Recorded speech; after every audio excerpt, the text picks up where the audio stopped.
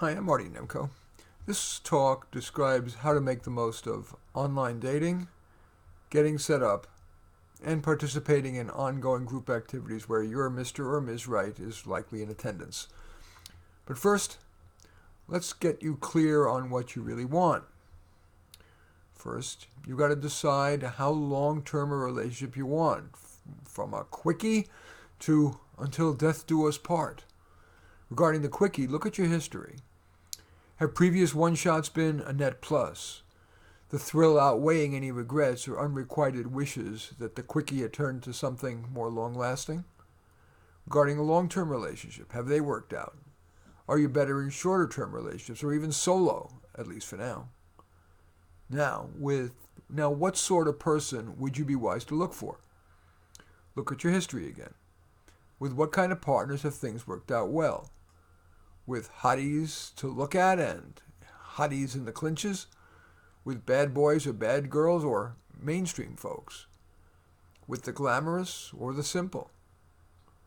With the financially well off or someone just getting by?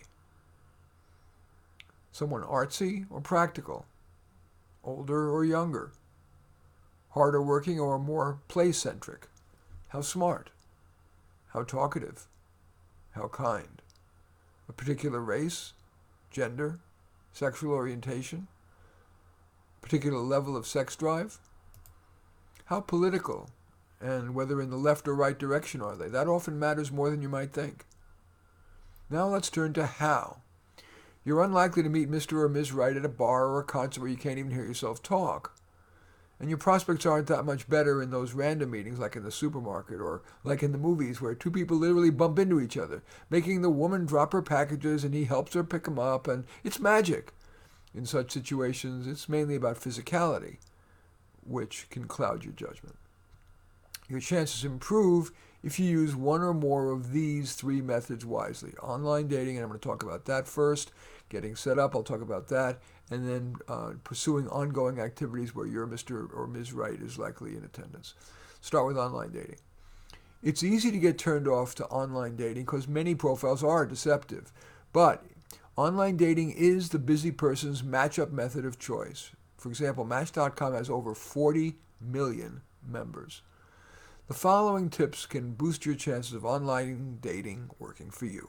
First, recognize that the game isn't to get the most responses. It's to get an on-target relationship quickly. Winning that game requires honest photos. Visual species and sexual beings that we are, your photos matter, maybe too much.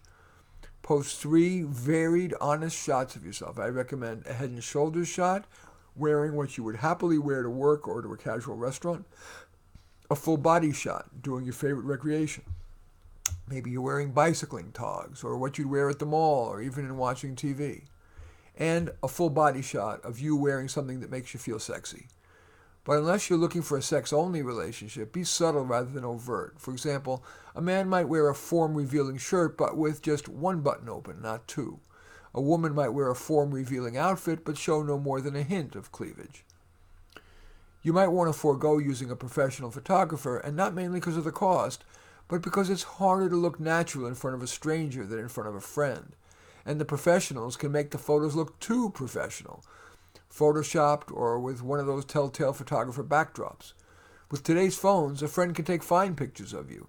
Just be sure you're well lighted and that there are no shadows. Another tip, at the moment when he or she is about to take a picture of you, instead of asking you to say cheese, have her say a sex word. Winning the online dating game also requires your disclosing 4 things. Your distinguishing strengths, that is, those that differentiate you from the zillions of others, and that your special someone would need to appreciate. For example, if you're unusually intellectual or athletic and you'd want your partner to value that in you, write it.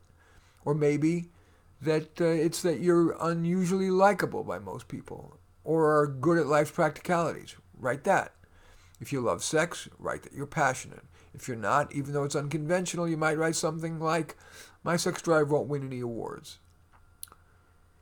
You also have to include the weaknesses that your special someone would have to accept about you. For example, if you like to work long hours, or at the other extreme want someone who will support you, it's wise to say so. Yeah, you'll screen out masses of the wrong people, but you'll screen in one or more well-suited ones. Your ideal partner's distinguishing strength is another thing you've got to mention. Maybe it's someone who craves open communication about feelings, or conversely, someone who requires a minimum of so-called processing. And finally, your ideal partner's distinguishing weaknesses that you can accept. Everyone's got weaknesses. The trick is to identify those that you can comfortably accept. Maybe it's a neat freak, or conversely, someone who's casual about appearance. Or maybe it's someone with an illness, or a person who doesn't care much about being close with family.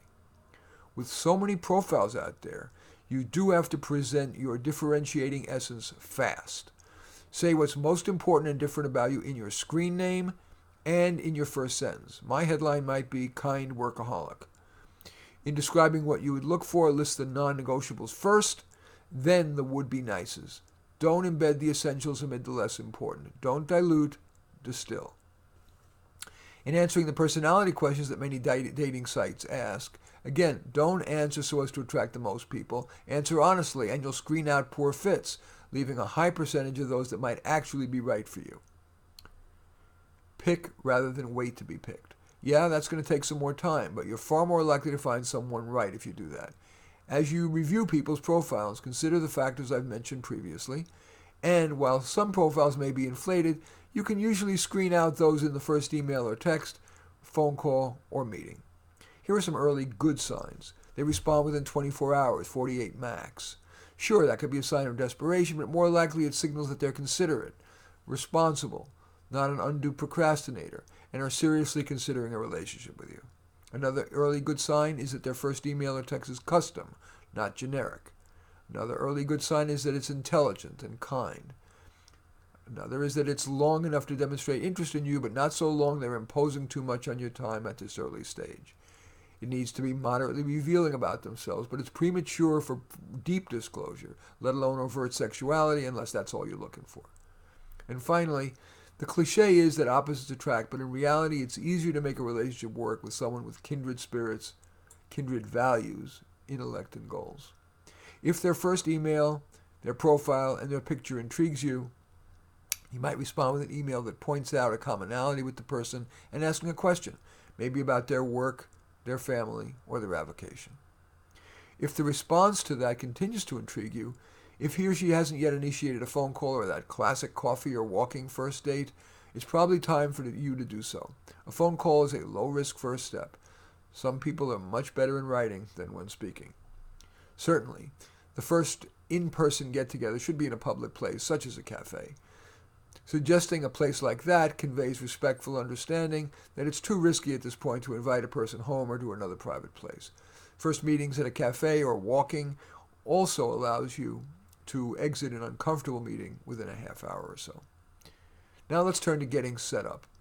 The advantage of getting set up by friends or family is that, unlike with online dating, your recommended dates are based on real-world knowledge of you and the person.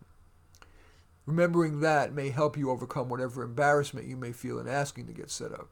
For example, on a double date or a party created to introduce the two of you. Even though your friends and family know you, it's usually wise to say how you'd like to be described to potential dates, as well as what you're looking for. And here's an example. I'm finally ready to meet my special someone, maybe even for marriage. Ideally, he'd be a little younger than me. Guy's age, I'm acting like I'm a woman here. I'm using a woman example. Ideally, he'd be a little younger than me, and parenthetically, I mentioned that's wise because guys age faster and die younger. He should be reasonably attractive, but not an Adonis. Not only would that feel a little threatening, tens tend to try to get by on their looks, plus every cougar will be trying to tempt him. He doesn't need to be rich, but should be stably employed with a reasonable income. He doesn't have to be interested in dancing or travel like me. He mainly needs to be smart and interesting to talk with, and he should be a good listener, not wrapped up in himself. Most of all, he needs to be a kind person. Not a milquetoast, but the kind of guy who would care almost as much about me as himself. And the final method of meeting somebody that I want to talk about, meeting a romantic partner, is ongoing activities. Doing an ongoing group activity allows the time needed for you to get to know people and them to know you. Some examples: a course that you could envision your Mr. or Ms. Right taking. For example, if you'd love traveling with a romantic partner, you might take a course in tourist Chinese, Japanese, Spanish, Italian, French, and so on. You want somebody career-oriented? Get involved in the local chapter of your field's professional association, or attend a few-day conference, or take a continuing education course for people in your profession. Another ongoing group activity you might want to consider is volunteering. Some options in that: a political party or candidate, museum, library, charity, school, orchestra, a theater company like community theater, or a religious institution. If you're active and you'd like a partner who is, join a co-ed or singles softball or bowling league, group lessons in dance, golf, or tennis, or join a hiking or skiing club. And finally, you might want to travel with a group, perhaps through your alumni association, or take a cruise, maybe a singles cruise. And finally, even if you're feeling desperate, try, if you can, to maintain high standards, because there are so many fish in the sea, both on and offline. Everyone deserves their prime catch. Certainly, as with sushi, no one need settle for bad fish. In any event, I do thank you for watching. This is the first in a series on relationships. The next one's going to be on making the most of your first meeting or first date. In any event, I do thank you for watching. I am Marty Nemko. Feel free to give this a thumbs up, or if needed, a thumbs down. I welcome your comments, and you're hitting the share button below and sharing your social media and or subscribing to my channel. And in any event, I do thank you for watching. I am Marty Nemko.